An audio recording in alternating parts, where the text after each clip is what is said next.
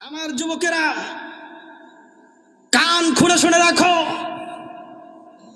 যেই বাদ্যযন্ত্র গানের জন্য তোমাদের জীবনকে বিলীন করে দিচ্ছ, তোমাদের জীবনের সর্বোচ্চ দিয়ে গানের অনুষ্ঠান, গানকে বাস্তবায়ন করার চেষ্টা করতেছ। মহানবী মুহাম্মদ আরবি সাল্লাল্লাহু আলাইহি ওয়াসাল্লাম দুনিয়াতে আবির্ভাব হয়েছে, তাকে আল্লাহ রাব্বুল আলামিন জমিনে পাঠিয়েছেন এজন্য সমস্ত বাদ্যযন্ত্রগুলোকে, এই নাচানাচি আর গাওয়াগাওয়িকে চিরতরে দুনিয়া থেকে বিদায় করে দেওয়ার জন্য বিশ্বনবী এসেছেন। অথচ আমার যুবক ভাই এক একজন এক এক কণ্ঠে, এক একজন এক এক দিকে শুধু সারাদিন গেয়েই চলছে আর নিচেই চলেছে, ঠিক না? গাও বাংলাদেশ গাও, গাও বাংলাদেশ গাও, তবে ইচ্ছে মতো গাও, মন চাইলে নেচে গে জাহান্নামে যাও। গাও বাংলাদেশ গাও, তবে ইচ্ছে মতো গাও, গাও বাংলাদেশ গাও, তবে ইচ্ছে মতো গাও, মন চাইলে নেচে গিয়ে জাহান্নামে যাও, মন চাইলে নেচে গিয়ে জাহান্নামে যাও। নাচানাচি আছে না নাই? জোরে বলেন, আছে না নাই? কম না বেশি? আল্লাহ, চিন্তা করে দেখেন, মুসলিম পরিবারের ছেলে, এমনও মানুষ আছে, এমনও যুবক আছে, তার মোবাইলের মধ্যে আপনি খোঁজাখুঁজি করলেও একটা কোরআন তেলাওয়াত পাবেন না। বাংলাদেশের, ভারতের, কোন দেশের যত রকমের মডেল আছে, যত রকমের শিল্পী আছে, প্রত্যেকটা শিল্পীর গান তার মোবাইলের মধ্যে আছে, কিন্তু দুঃখের বিষয় হলো মহাগ্রন্থ আল কোরআনের একটা আয়াত, একটা সূরা তার মধ্যে নেই। ঠিক না ভাই? ঠিক ভুল বললাম আমি? যেমন ইচ্ছা তেমন কইরা মনের সুখে গান গাইবা, মাঝে মাঝে তিরিং বিরিং কোমর ঘুরাই নাচিবা। যেমন ইচ্ছা তেমন কইরা মনের সুখে গান গাইবা, মাঝে মধ্যে তিরিং বিরিং কোমর দুলাই নাচিবা। ভালো লাগে বুঝি তাই এত নাচানাচি, এত কেন নাচানাচি, জাহান্নামে যাও। ঠিক না ঠিক? আমার যুবক ভাইরা কথাগুলো লক্ষ্য করুন। যেই গানের জন্য, যেই কনসার্টের জন্য আমরা আজকে পাগল হয়েছি, বিশ্বনবী এসেছেন সেই সমস্ত বাদ্যযন্ত্রগুলোকে দুনিয়ার থেকে চিরতর নিশ্চিহ্ন করে দেওয়ার জন্য। ঠিক না বেঠিক? আমার ভাইরা, আজকে তো আমরা ইসলামটা এমনি এমনি পেয়ে গেছি, সেই জন্য তার কোনো কদর নেই। ইসলামের জন্য যারা প্রাণপণ চেষ্টা করেছেন, সাহাবায়ে কেরাম বিবিকে বিধবা করেছেন, সন্তানদেরকে ইতিম করেছেন, মাকে সন্তান হারা করেছেন দিনের জন্য। আমার ভাইয়েরা কথাগুলো দিল দিয়ে বুঝবেন। বাচ্চা বাচ্চা ছেলেদেরকে রেখে যুদ্ধের ময়দানে চলে গেছেন, ছেলেগুলো পিছন দিকে কান্না করেছেন, একটি বারের জন্য বাবা পিছনের দিকে তাকান নাই। কে কান্না করে, কারা কান্না করে পর্যন্ত দেখেন নাই। ইলাই কালিমাতুল্লাহ আর রিজায়ে মাওলা দুনিয়ার জমিনে প্রতিষ্ঠা করার জন্য এত রকম চেষ্টা করেছেন, আর আমরা ইসলামটা এমনি এমনি পেয়ে গেছি, যার কারণে তার কোনো কদর নাই, তার কোনো স্বাদ এবং তার কোনো মুহাব্বত আমাদের মধ্যে নাই। আমার ভাইয়েরা, শুধু সাহাবায়ে কেরাম রক্ত ঝরিয়েছেন এমনটা নয়, বিশ্বনবী উহুদের ময়দানে দান্দান মোবারক শহীদ করে ফেলেছেন। শুধু তাই না, কাফেরদের শত যন্ত্রণা অপমাননা সহ্য করে দিনকে দুনিয়ার জমিনে প্রতিষ্ঠা করেছেন। শুধু তাই নাই, বিশ্বনবী রাহমাতুল লিল আলামিন মুহাম্মদুর রাসূলুল্লাহ সাল্লাল্লাহু আলাইহি সাল্লাম আম্মাজান খাদিজাতুল কুবরা রাদিয়াল্লাহু তাআলা আনহা করিম বেডের মধ্যে শুয়ে আছেন। এমন সময় বিশ্বনবী আম্মাজানকে ডেকে বলেন, খাদিজা রে, আমার মনে চায়। ইয়া রাসূলুল্লাহ, আপনার কি মনে চায় বলেন। খাদিজারে আমার মনে চায় আমার চাচা আবু জাহেল যদি কালেমা পড়ে মুসলমান হইতো তাইলে দিনের কাজটা আরো কত ভালো হইতো।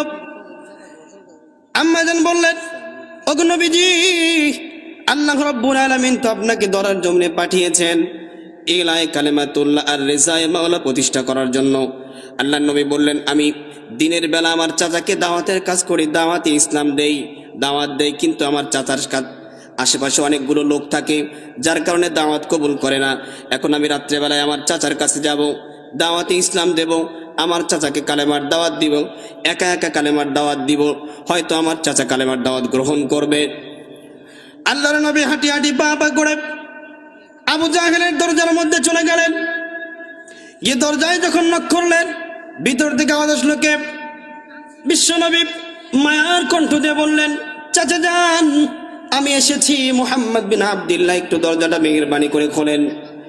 যখন বিশ্ববাদপার আবু জেহেল দরজাটা খুলে দিল, খুলে দিয়েই বলল, কেন এসেছো তুমি বলো। আল্লাহ নবী বললেন, হাতটা ধরে বললেন, চাচা যান, মেহেরবানি করে আপনি বলেন লা ইলাহা ইল্লাল্লাহ, আল্লাহ ছাড়া কোনো মাবুদ নাই, একমাত্র মালিক আল্লাহ, একমাত্র রব আল্লাহ। বিশ্বনবী যখন বললেন, বিশ্ববাদপার আবু জেহেল বলল, এত রাত্রে এজন্যই কি তুমি এসেছো নাকি? আল্লাহর পয়গম্বর বললেন, হ্যাঁ চাচা, আমি দিলের বড় আশা নিয়ে এসেছি, আপনি দাওয়াত কবুল করবেন। বাটপার বলল কি, আমি যদি দাওয়াত কবুল করতে চাই তাইলে ভিতরে যাওয়া লাগবে। আমার নবী আশা নিয়ে দাঁড়িয়ে রইলেন যে আজকে আমার চাচা ইসলাম কবুল করবে, দাওয়াত কবুল করবে। বাটপার আবু জেহেল ভিতরে গিয়ে শক্ত চাবুক নিয়ে এসেছে, এসেই আমার নবীকে মারা শুরু করেছে, চাবুকের আঘাত করা শুরু করেছে। প্রতিটা আঘাতের বিনিময় আমার নবীর সুন্দর চেহারার মধ্যে, আমার নবীর শরীরের মধ্যে দাগ উঠে যায়, রক্ত বের হয়ে যায়। আমার নবী বেহুশ হয়ে পড়ে গেলেন। দীর্ঘক্ষণ পরে আমার নবী যখন বাসার মধ্যে আসবে, শরীরটা ব্যথায় জর্জরিত, উঠতে চাইলে উঠতে পারেন না। এদিকে আম্মাজান খাদিজাতুল কুবরা, উনি চিন্তা করতেছেন, আমার স্বামী গেলেন সেই কখন, এখনো কেন আসেন না। বিশ্ববাদপার আবু জেহেল হয়তো আমার স্বামীর সঙ্গে কোনো দুর্ব্যবহার করেছে, সেই জন্য আসতে দেরি হচ্ছে। আম্মাজান নিজের স্বামীর অপেক্ষায়, বিশ্বনবীর অপেক্ষায় দরজার মধ্যে দাঁড়িয়ে রইলেন, কই আমার স্বামী তো আসে না। এমন সময় আম্মাজান দেখলেন, হঠাৎ করে দেখলেন 14 তারিখের পূর্ণিমার চাঁদ, 14 তারিখের পূর্ণিমার চাঁদ যেন মদিনার বালির মধ্যে নেমেছে। কিন্তু দুঃখের কথা হলো, চাঁদটা একবার উপরে উঠতে চায় কিন্তু উঠতে পারে না, আবার জমিনের মধ্যে পড়ে যায়, আবার হামাগুড়ি দিয়ে কেমন যেন আমার ঘরের দিকে আসতেছে, কেমন যেন আমার ঘরের মধ্যে আসতে, আমার ঘরের দিকে আসতেছে। চাঁদটা উঠতে চায়, উঠতে পারে না, আবার একটু হামাগুড়ি দিয়ে আগায়। আম্মাজান দীর্ঘক্ষণ লক্ষ্য করলেন, দীর্ঘক্ষণ দেখার পরে দেখলেন, যখন বিশ্বনবী কাছে আসলেন, আম্মাজান খেয়াল করে দেখেন, না না না, এটা 14 তারিখের পূর্ণিমার চাঁদ না, এটা বিশ্ব পয়গাম্বরের সুন্দর চেহারার নূর মোবারক দেখা যাচ্ছে। আম্মাজান দৌড়ে গেলেন, বলেন, স্বামী আমার কি হয়েছে আপনার? যখন বিশ্বনবীকে বিছানায় শোয়ালেন, আমির হামজা, হযরত আমির হামজা রাদিয়াল্লাহু তাআলা আনহু, তখনও তিনি ইসলাম কবুল করেন নাই। ওনার বিবি আসলেন, আসার পরে দেখেই কেঁদে ফেললেন। ভাতিজা মোহাম্মদ, কি হয়েছে তোমার? বললেন, চাচি আম্মা আমাকে আবু জেহেল মেরে রক্তাক্ত করে দিয়েছে। শেষ পর্যন্ত উনি কান্না বিজড়িত কণ্ঠ নিয়ে চলে গেলেন। যখন হযরতে আমির হামজা বাসার মধ্যে প্রবেশ করলেন, দেখেই বিবি কান্না করতেছে। বিবি, কি হয়েছে তোমার, কেন কান্দো, কে তোমাকে ব্যথা দিয়েছে বলো। বললেন, পানির স্বামী আমার ভাতিজা মোহাম্মদ বিন আব্দুল্লাহ, তার মাও নাই, তার বাবাও নাই, আবু জেহেল মেরে মেরে তাকে রক্তাক্ত করে দিয়েছে। হযরত আমির হামজা তাৎক্ষণিক চলে গেলেন আবু জেহেলের বাড়ি। আবু জেহেলকে নক করলেন। নক করার পরে যখন বাহিরে আসার পরে বললেন যে, তুমি কি আমার ভাতিজা মোহাম্মদকে আঘাত করেছো নাকি? বলে, হ্যাঁ আঘাত করেছি। সঙ্গে সঙ্গে কিতাবের মধ্যে লেখেন, সঙ্গে সঙ্গে উনিও আবু জেহেলের মাথার মধ্যে আঘাত করে রক্ত বের করে দিল। আমার নবীর কাছে আমির হামজা চলে আসলেন।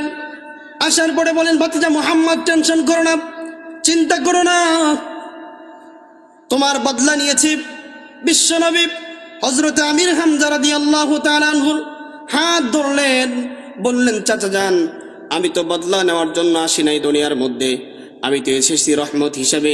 চাচা, আমার দিলের তামান্না হলো আপনি ইসলাম কবুল করেন। এখন সাক্ষী দেন আল্লাহ ছাড়া কোনো মাবুদ নাই, একমাত্র রব হলেন আল্লাহ। হযরতে আমির হামজা সঙ্গে সঙ্গে ইসলাম কবুল করে মুসলমান হয়ে গেলেন। চিল্লায় বলেন সুবহানাল্লাহ। সম্মানিত হাজিরিন, যেটা বলতেছিলাম, আমার সময় শেষ। আমার একটা কথা শুধু বলার, যে ঈমান তো আমরা পেয়েছি এমনি এমনি, বাবাই মুসলমান, দাদাই মুসলমান, তালই মুসলমান, সেজন্য আমরাও মুসলমান, ঈমানদার। সেই সূত্রে ঈমানের জন্য আমাদের কষ্ট মুজাহাদা করা লাগে নাই, সেই জন্যে ঈমানের প্রতি অতটা মহাব্বত